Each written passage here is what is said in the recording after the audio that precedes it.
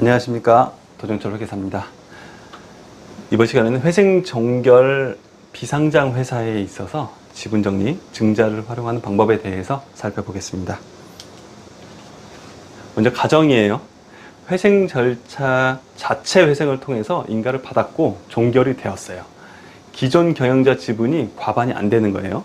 나머지 지분은 모두 출자 전환 채권자의 지분이겠죠. 이 경우에 우호 지분을 과반을 확보하고 싶어요.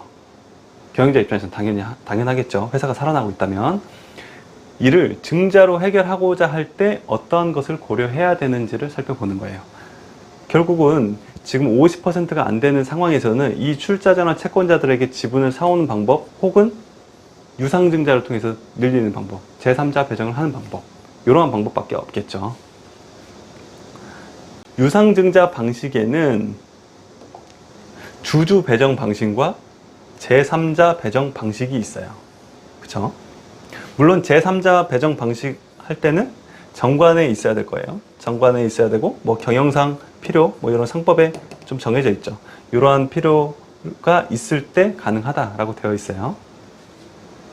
여기에서 나올 수 있는 이슈는 세 가지 정도 있는 것 같아요. 시가 산정의 이슈, 배임, 증여세, 이러한 것들이 나올 수 있는데, 시가에서는 결국 상증세법상 시가 산정 방법이 있죠. 비상장 회사니까 요거를 써야 될 것 같아요. 그리고 배임이 어느 경우에 나올 수 있겠어요? 배임. 제3자한테 특정한 누군가에게 지분을 다 준다라고 하면 배임이 있을 수 있죠. 물론 이 경우에도 시가에 맞춰서 배정을 한다면 크게 문제는 안 될 거예요. 다만 이 시가보다 현저하게 적을 때, 발행가액이 현저하게 적을 때, 플러스 다른 사유까지 봐야 되겠지만, 이러한 경우에는 배임 이슈가 나올 수 있다. 현저하게 적을 때는 이슈가 나올 수 있다는 거예요. 무조건 나온다는 게 아니고. 제3자 배정 방식, 그리고 주주 배정 방식이 있겠죠. 주주 배정 방식은 기존의 주주 A, B, C가 있을 때 각각의 지분율대로 배정할 수 있는 방식이죠.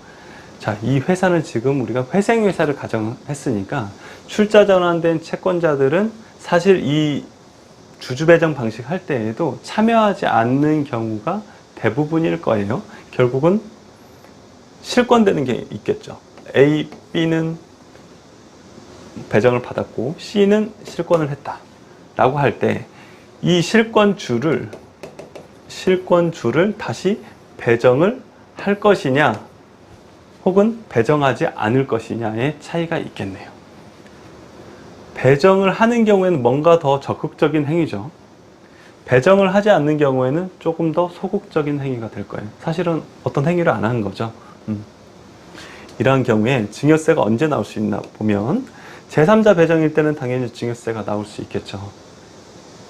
기존 주주들이 지분율을 떨어뜨리면서 제3자한테 이익을 줄 수가 있는 여지가 있잖아요. 그래서 증여세 이슈가 나올 수 있을 것이고, 이 주주 배정, 실권주 배정, 요 경우에도 얘가 좀 적극적으로 하다 보니 이 실권된 주식만큼 A, B가 다 인수를 했다면